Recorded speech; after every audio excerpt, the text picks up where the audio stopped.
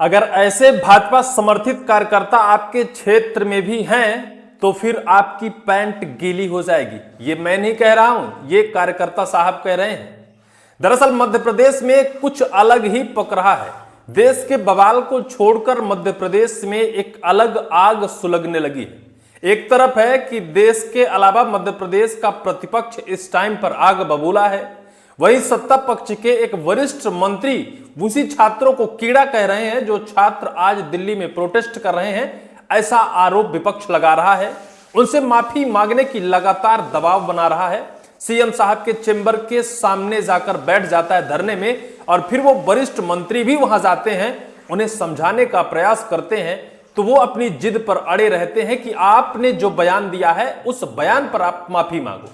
वो माफी मांगने को तैयार नहीं होते हैं। इस पर हम बाद में बात करेंगे। उससे पहले इन समर्थित कार्यकर्ता के बारे में हम बात करते हैं जिन्होंने एक युवक को टॉर्चर किया, प्रताड़ित किया। एक आदिवासी युवक को उसके नाम या फिर उसके जाति को लेकर अशोभनीय शब्द भी कहे, ऐसा आरोप लगाया जा रहा है। लेकिन एक वीडियो क्लिप भी मैं सुन रहा था जिसमें यह शख्स कह रहे हैं कि अगर हमारे जैसे बीजेपी के कार्यकर्ता आपके क्षेत्र में होंगे तो फिर आप देश के प्रधानमंत्री को या फिर देश के शिक्षा मंत्री को ऐसा कहने से पहले आपकी पैंट गीली हो जाएगी। भाई साहब, देश का माहौल आपको नहीं पता है। आपके बच्चों को कोई पीट डाले, आपके बच्चों के कोई भविष्य बर्बाद कर डाले, आपके बच्चों को शिक्षा व्यवस्था या फिर पेपर लीक जैसे मामले को लेकर आपके बच्चे आत्महत्या कर लें, इसके बावजूद भी आपकी भक्ति इतनी तगड़ी हो तो भाई इसे महापुरुष के अलावा कुछ कहा नहीं जा सकता है। आप भी उन्हीं महापुरुषों के वंशज ही होंगे जो शायद ये कह रहे हैं कि भाई आप प्रधानमंत्री के खिलाफ अगर बोलना चाहते हैं या फिर देश के शिक्षा मंत्री के खिलाफ बोलना चाहते हैं तो फिर आपको इस देश में रहने का अधिकार नहीं है। यह देश किसका है? क्या प्रधानमंत्री जी का है या फिर शिक्षा मंत्री जी का है? इस पर चर्चा देश का विपक्ष कर रहा है, देश की जनता करे कि किसका देश है। लेकिन जो यह कार्यकर्ता समर्थित हैं, ये खुले मंच से कैमरे के सामने आकर धमकी दे रहे हैं। धमकी ये दे रहे हैं कि जिन्हें शिक्षा मंत्री और देश के प्रधानमंत्री पसंद नहीं है वो देश छोड़ दे या फिर उससे देश में रहने का अधिकार नहीं है। दरअसल मध्य प्रदेश के मंदसौर जिले में एक आदिवासी युवक ने देश के प्रधानमंत्री और शिक्षा मंत्री को लेकर जंतर मंतर में चल रहे प्रोटेस्ट के बाद एक पोस्ट किया था।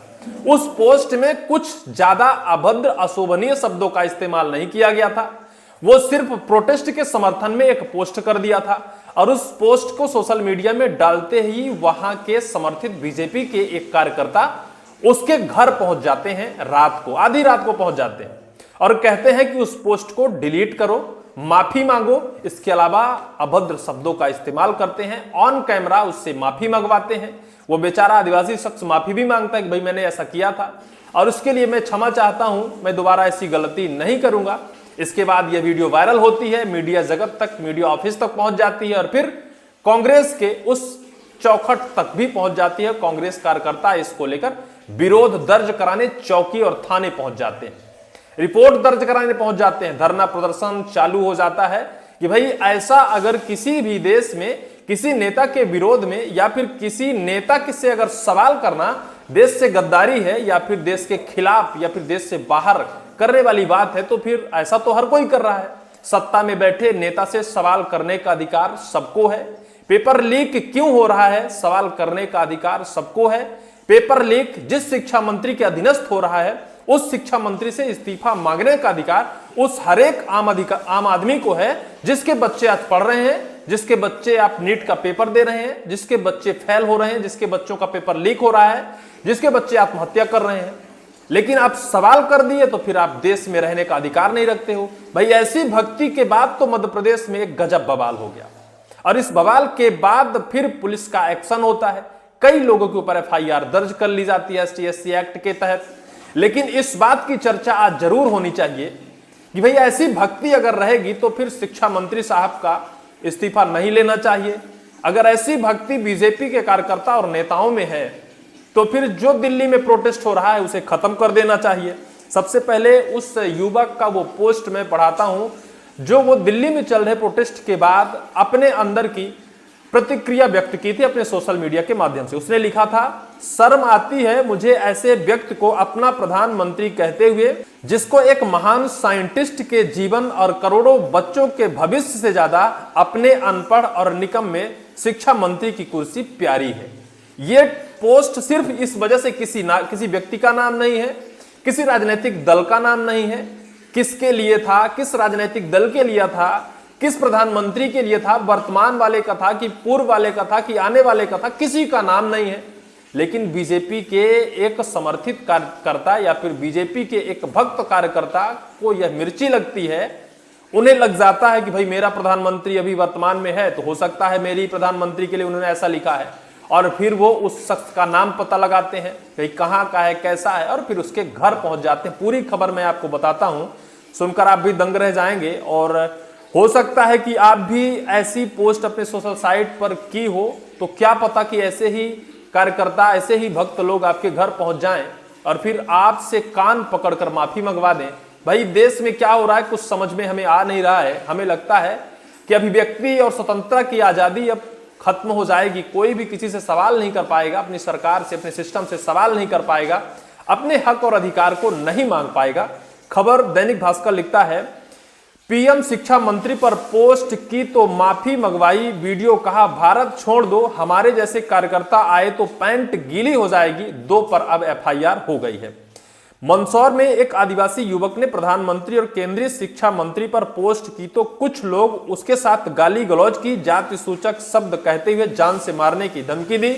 माफी मांगने पर ही उसे छोड़ा गया। मामला मंदसौर जिले में सोमवार का है।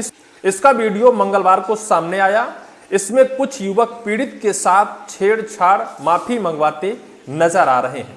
एक युवक कह रहा है कि जो लोग पोस्ट कर रहे हैं यशस्वी प्रधानमंत्री के बारे में कुछ कहते हुए, अगर शर्म आ रही हो ना तो आप भारत छोड़ सकते हो, कोई दिक्कत वाली बात नहीं है। यह हमारी गलतफहमी है कि तुम्हारे पास कोई आएगा नहीं, हमारे जैसा कार्यकर्ता अगर पहुंच जाए ना तो पैंट गीली हो जाएगी। यह तुम्हारी गलतफहमी है कि तुम्हारे पास कोई आएगा नहीं, हमारे जैसा कार्यकर्ता अगर वहां होता तो तुम्हारी पैंट गीली हो जाती।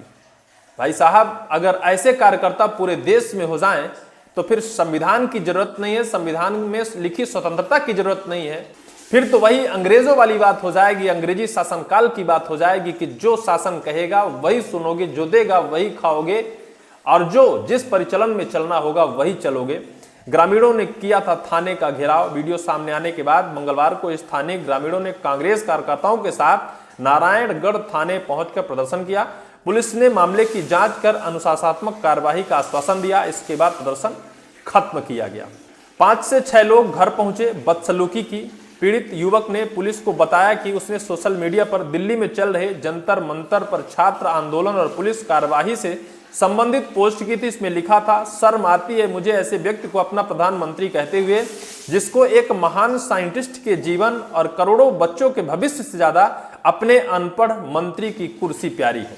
युवक ने कहा कि इस पोस्ट से नाराज होकर कन्हैयालाल धनगर सोमवार रात करीब 11 बजे 5-6 साथियों के साथ उसके घर पहुंच गए।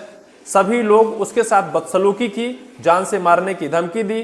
कहा ऐसी भविष्य में पोस्ट नहीं होनी चाहिए, चेतावनी भी दी। पुलिस बोली आरोपियों को जल्द पकड़ेंगे। पुलिस ने कार्रवाई कर ली है। नारायणगढ़ थाना प्रभारी राजेंद्र पवार ने कहा कि शिकायत मामले में कन्हैयालाल धनगर और गोविंद पवार के खिलाफ एफआईआर दर्ज की है, उन्हें जल्द गिरफ्तार किया जाएगा। लेकिन सिर्फ बात गिरफ्तारी तक नहीं है, बात सिर्फ इतनी नहीं है कि एक शख्स के साथ ऐसा किया गया। ये पूरे देश में चल रहा है। बच्चों के भविष्य से खिलवाड़ हो रही है, बच्चों की जान जा रही है, बच्चों का पेपर लीक हो रहा है। लेकिन कुछ लोगों की भक्ति ऐसी है कि लोगों का सिर्फ मुंह बंद कराने में पूरी ताकत झोंक रहे हैं। कि इस भक्ति की वजह से क्या लोग अब सवाल करना छोड़ दें, ये तगड़ा सवाल है। अभी और यह पूरा बवंडर कहां तक जाएगा ये तो वक्त बताएगा। लेकिन इस पूरे मामले को लेकर आप क्या चाहते हैं, आपकी क्या राय है, कमेंट सेक्शन पर कमेंट आप जरूर करिएगा।